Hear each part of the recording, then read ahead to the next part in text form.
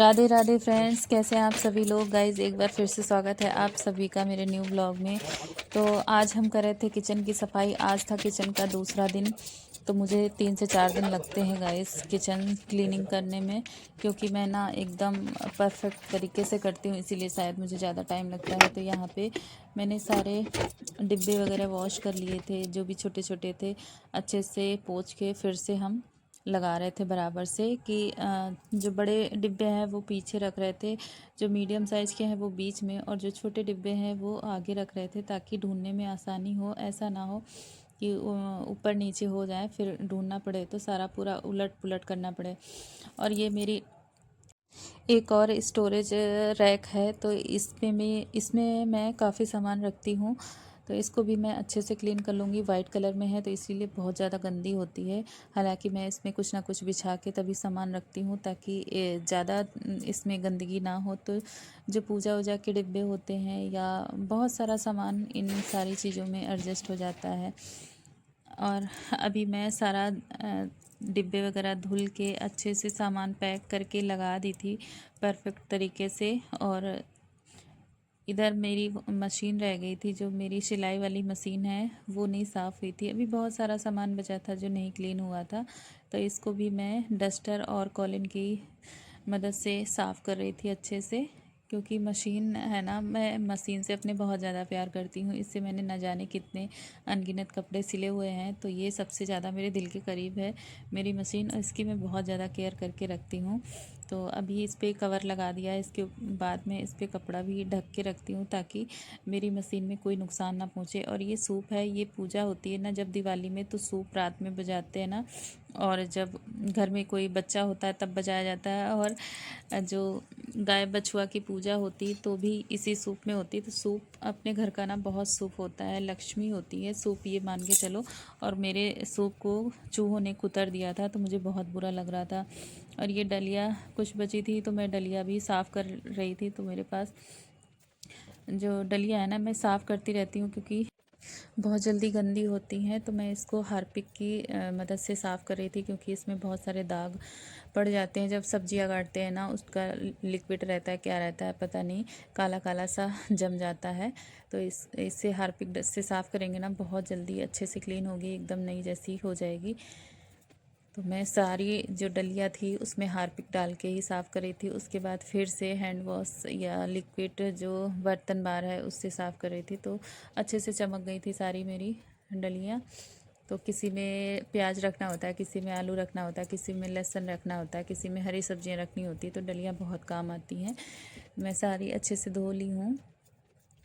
किसी में फ्रूट्स वगैरह या तो पीछे डिब्बों का काम तो ख़त्म हो गया था। अब बारी थी फ्रिज साफ़ करने की, तो मैं फ्रिज पहले ही इसको बंद कर दी थी। मतलब 3-4 घंटे पहले मैंने स्विच ऑफ कर दिया था। उसके बाद जब ये नॉर्मल टेम्परेचर पे आ गया था, नॉर्मल फिर भी नहीं था, अभी भी भाप निकल रही थी, ठंडा था, लेकिन मैं 3-4 घंटे पहले ही बंद कर दी थी इसको। फिर खाली करने के बाद इसमें थोड़ा सा एक पूरा नींबू मैंने डाल दिया था। तो नींबू से एक तो फ्रेगरेंस अच्छी आती है, और जितने भी बैक्टीरिया होते हैं वो भी ख़त्म हो जाते हैं। और जो भी चिकनाई या मतलब जो भी गंदगी रहती है, तो वो नींबू से सही रहता है। फ्रिज वगैरह ना नींबू के रस से ही साफ़ करना चाहिए, तो अच्छा रहता है। बाकी कॉलिन से भी हम करते हैं, तो पहले तो मैं नींबू से करूँगी, तो जितनी भी गंदगी होगी ना, तो वो फ्रिज में दिखती नहीं है, लेकिन फ्रिज में भी बहुत सारे बैक्टीरिया होते हैं। तो पहले नींबू से सफाई की, उसके बाद 3-4 बार मैंने अच्छे से कपड़े से पोंछा, उसके बाद फिर से कॉलिन से मैंने अच्छे से साफ़ किया, तब जाके मेरा फ्रिज चमाचम चमक गया था। तो ऊपर वाला पोर्शन, ये डबल डोर वाला फ्रिज है, ऊपर का तो साफ़ हो गया था अच्छे से। और जो इसके एसेसरीज़ है वो भी मैंने अच्छे से वॉश करके पोंछ के रख ली थी। तो देखिए कितना चमक गया, चमाचम चमक रहा है। तो सफाई करने के बाद बहुत अच्छा लगता है देखने में, एकदम नया नया। और इधर नीचे वाली भी पूरा जो पोर्शन है वो भी साफ़ सफाई कर दी थी। अब इसको मैं फिर से सेट कर रही हूँ।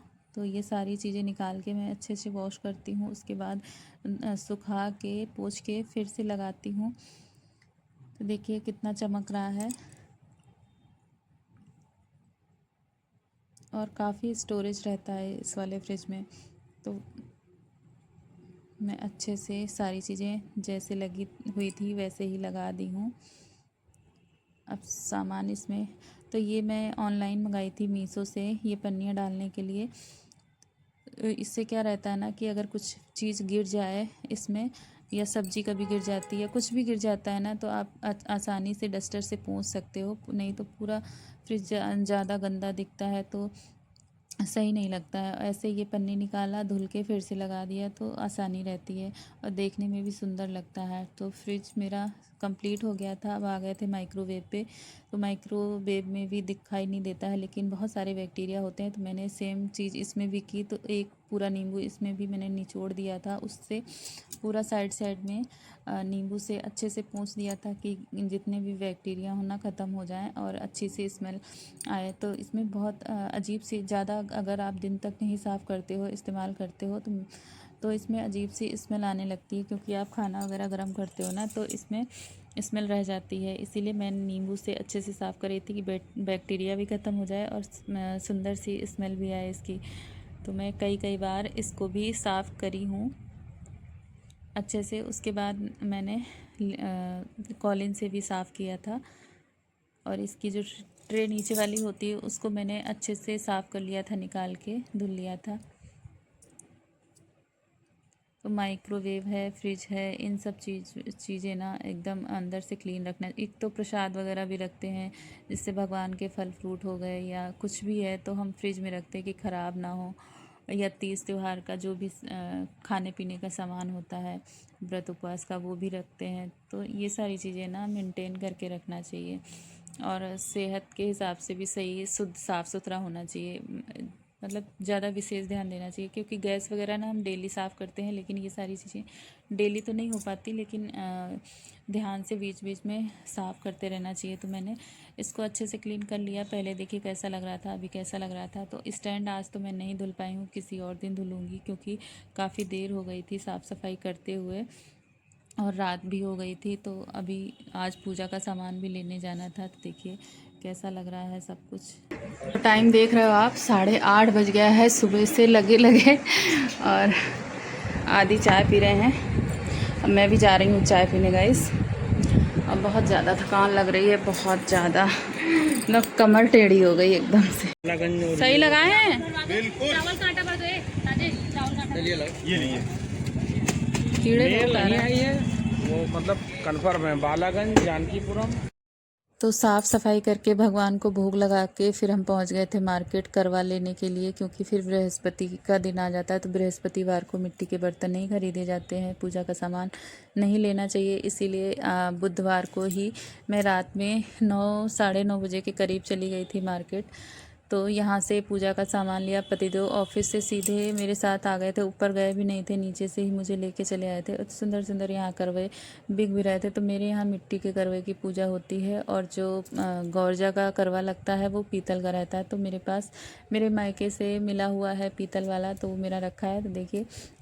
तो फ्रेंड्स, वीडियो कैसी लगी प्लीज़ कमेंट करके बताइएगा। चैनल पे पहली बार आए हैं तो चैनल को भी सब्सक्राइब कर लीजिएगा, लाइक करिएगा, एक प्यारा सा कमेंट कर दीजिएगा, ताकि मुझे प्रेरणा मिले आगे और वीडियो बनाने की। Bye bye, thank you so much मेरी वीडियो वॉच करने के लिए।